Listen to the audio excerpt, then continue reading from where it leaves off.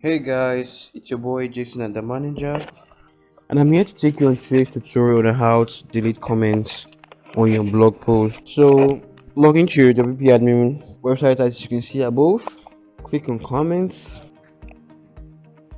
bunk action, and move to trash. Apply.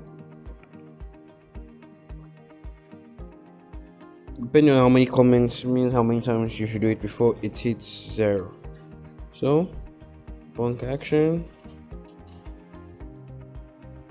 trash, apply.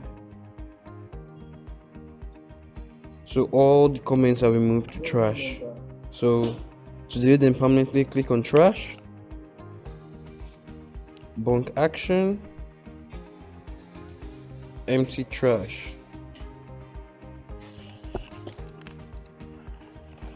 So that's it guys, you successfully deleted all the comments on your blog post.